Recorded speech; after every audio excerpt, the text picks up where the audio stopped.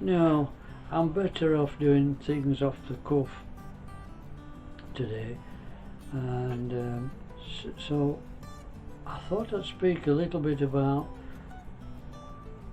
Buckley Street in Barnsley, where I was brought up before we were moved out. And Buckley Street was a very long street of terraced houses, old stone frontage. There was at that time they were all black, all the stones were black from the fires and general factory chimneys which were run on coal at that time, and made the air black. And on the right hand side going up was the Buckley Chapel, and the chapel is still there actually.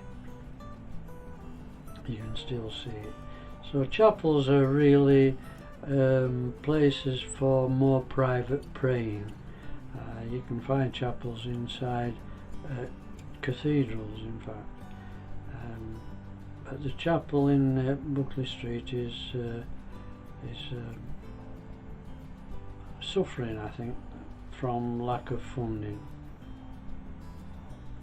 Anyway, we lived up Buckley Street, and I don't know if I lived there until I was about 12 or 10 years of age, something like that. And it had a community of boys and girls, a community of adults, which all helped one another out at that time.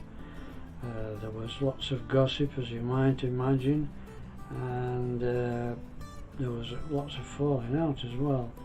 And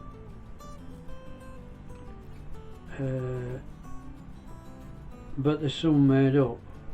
I remember one day some lady throwing a bucket of water over children, and the parents retorted. Some shouting, of course, and not much swearing at that time, I may add. But it soon blew over, and you might get the same people arguing with one another in the morning, and in the afternoon going around to the house asking if they could borrow a cup of sugar, etc. So that's how it was. We lived in one another's pockets, really, I suppose, as the saying goes. But all the children played out in the streets, hardly any cars. Very steep hill was Buckley Street, and in winter time people went in the area with toboggans and went down there, and two other toboggans were those that you could sit people behind, several people behind, and I was sat at the bottom of Buckley Street. Number 5 is where we live, which was the bottom house, and one young lady asked me if I'd like to have a ride on her toboggan, and I was allowed. I had to get permission first, of course, but I was allowed, and I had a smashing time. Now, the Buckley Street was so steep that it had cobblestones for the horses to get up and down, before cars, of course. The house we were in was 2 bedrooms. Side of the house was a large double gate where lorries could go into the garage in cars. And it turned out that the land was owned or rented by my friend's granddad, I believe. Well, that's another story. Anyway, we had tin baths, and I don't know if you know about tin baths. People in other countries might not know.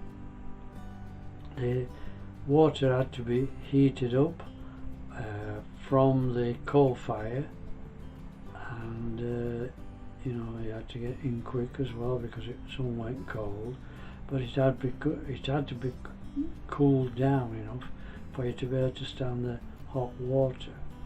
Now the tin bath went out in front of the fire.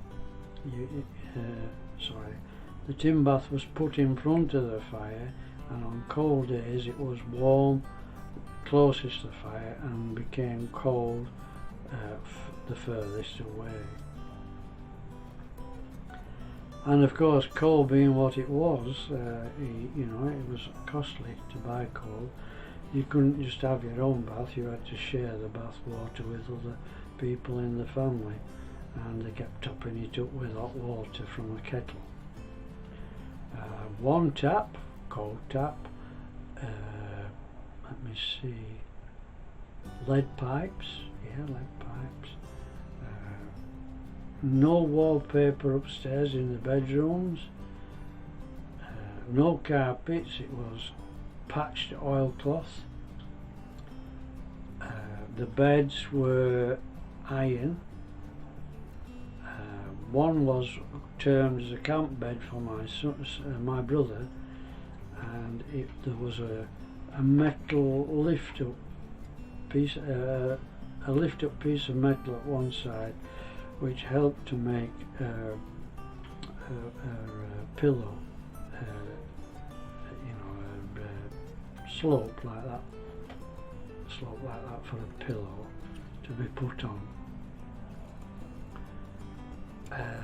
My bed was one of those where you lifted the edges up at either side and put them down like a cot, really, an enlarged cot.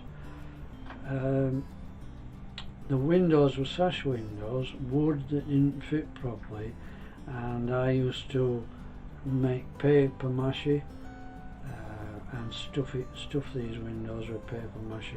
But it came out when Mum cleaned the windows, because Mum used to sit outside of the house with the window down on her knees to wash the windows. And when you think about how dangerous that was, but a lot of people did it, and they couldn't have their own windows cleaned. There just wasn't enough money to go around. We had somebody called a knocker-upperer, which was before alarm clocks, and it was a man who used to tap on the window with a long pole and a piece of metal at the end, and he used to tap on the window, and when Dad was ready to get out of bed to go to the pit, he just waved to the man, and the knocker moved on to the next house. And he used to get a few pence off each household for doing that. Dad worked at the Barnsley Main colliery in Barnsley, and he come out of the army, couldn't get a job unless he went into the pit, which he didn't want to go into, and he was put on a job called the screens. Very hard work in the screens, and he injured his back there. But I'll tell him more about that later. So there was still rationing going off. Ration books. When I was born in 45, I think 47 saw the last of the ration book for sweets. If I'm not mistaken, please correct me on that one if you know different. And also, I didn't know this until a couple of years ago, bread was rationed after the war as well, and I can't remember that. But I do know that food was always a problem, and Dad used to breed hares, not rabbits, hares, because they produce more meat, and Mum used to disguise this meat into different forms of pies because we got sick of it. and we used to say, this is not air pie, is it, Mum? No. And then she'd tell you it was when we'd eaten it. So greens, we couldn't grow greens because we hadn't got a garden, and we used to sometimes go to the allotments and get the greens cheaper than we could in the shops. One man had goats. I once had some goat's milk and it was thick. I didn't like it. But I did like going up to the allotments and talking to the old men and listening to their stories. And I've always done that actually. I've always listened to people's stories and been able to remember what they've said. Sometimes which was to the annoyance of the managers I used to work for, when I said things like, no, 2 years ago you said this, you said that, and they didn't like it. But I have had a good memory for the spoken word. Now my wife has a good memory for dates and figures, but I can't remember dates and figures.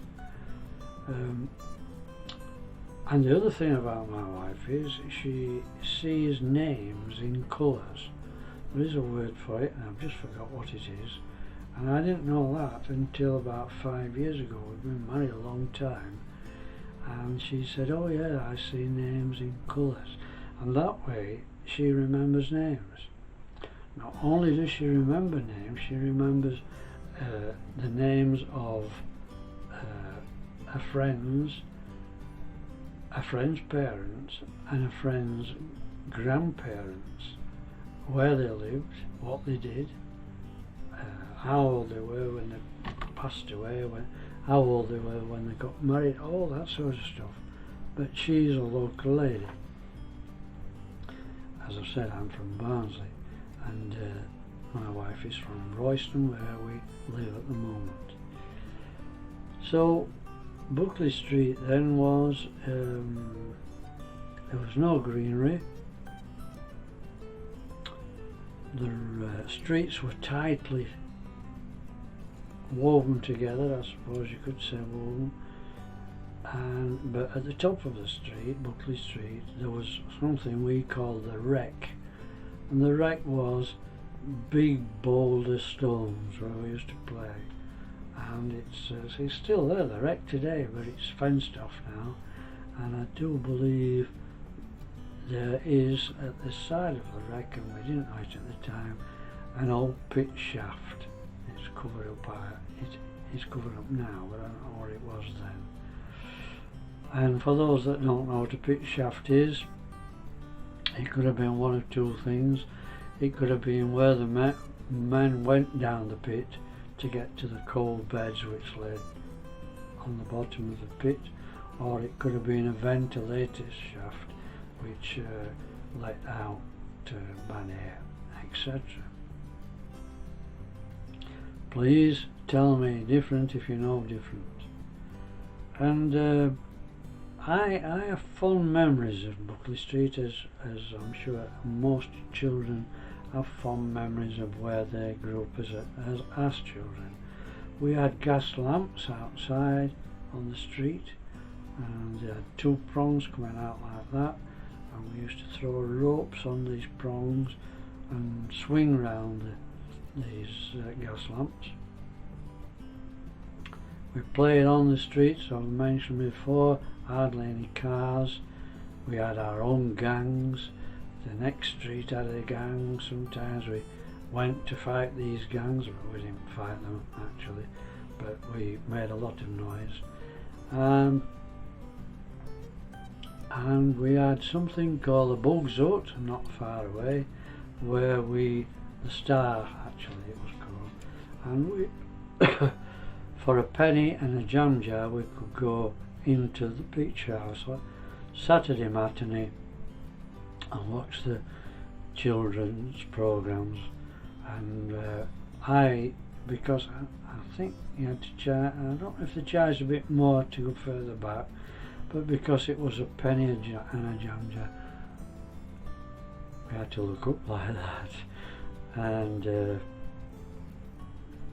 some of the girls and boys used to scream out loud, and I was in awe of it all. I used to soak it all up and think how marvellous it was to be able to see a film. And unfortunately, the Bugs Out, the Star Cinema, burnt down. I remember also there was a man there that had a false leg. I don't know if it was because he'd been in the war or not, I don't know.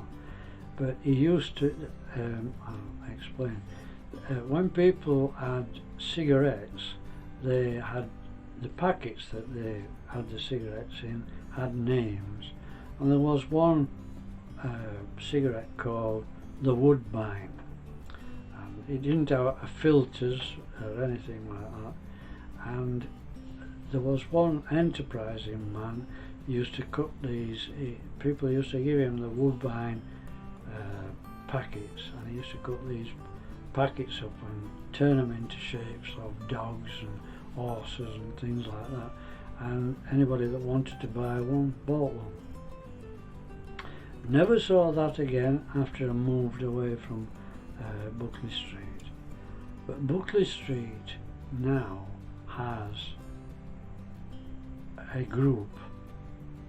All the houses were pulled down in Buckley Street, but I'll get to that in a minute. But they now have a group for people who used to live there. And one of my friends, roughly about my age, I would say, maybe younger than me, her mum, who lived in Buckley Street, as I speak, is now 101 years of age, and she's got a wealth of information in her head about Buckley Street. And I would have loved to have gone and spoken to the lady.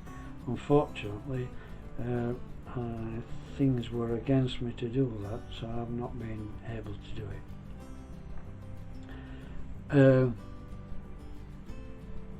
So yes, we mentioned the chapel in Buckley Street. There was also a shop up there, and later there was a gymnasium for boxing. Sean Doyle was the man who had it, I believe. The Doyle family is still out there. Some of them now have responsible jobs at companies, in fact. And I think there's a Doyle, I'm not sure if it's the same family, a Doyle called who's got his own security business. So lots of local people, and big names now, and characters. There were some real characters amongst them. And at the bottom of Buckley Street was the pub called the Spotted Leopard, which my father frequented quite a lot. And the Spotted Leopard had sawdust down on the floor, and I believe it had spittoons as well, where people used to spit into. Correct me on that one if you can. But I know round the back of the Spotted Leopard there was a steep slope like that, and I had someone gave me a wooden Jeep, army type, but made out of wood, and I run down this steep slope once or twice on this wooden Jeep, and much to the annoyance of the people who were drinking beer in the Spotted Leopard. I remember it smelling of alcohol and cigarette smoke, and when I went past the open door once, I could see that the air inside was thick with smoke. And of course, everything smoke related now is being banned, and that's helped me because I never enjoyed going into a pub full of cigarette smoke. I've mentioned the steepness of the Buckley Street, I've mentioned the cobblestones, I've mentioned the condition of the houses. The front room, by the way, we very rarely used because we couldn't afford to light the fire in the front. Could only have one fire, and that would be downstairs in the back room. And everything happened on this fire. All the baking was done, all the water was boiled, everything. And it was black leaded, which I used to do sometimes, or my sister used to do sometimes, and it had a oven, and it had a piece of metal that came out like that, where we put the kettle on. It had a fender, a piece of metal that went around the fire to stop the sparks coming out of the coal. The coal was graded, and the calorific burn, as they call it, that means how good or bad it was. Sorry, it doesn't mean that, it means its burn property, calorific value. It was graded in numbers, and if you worked at the pit and you happened to get a bad delivery, because the coal was delivered, we had to get it in. Even children had to help out with that job. It had slack inside, and slack used to burst and bang and throw out from the fire, so they had fenders, and they had fire guards as well. The fender sometimes stopped the sparks going on the carpets, which were made out of old rags, and at one point my father he bought some chickens, and he put those inside the fender to keep them warm, and we had chickens and eggs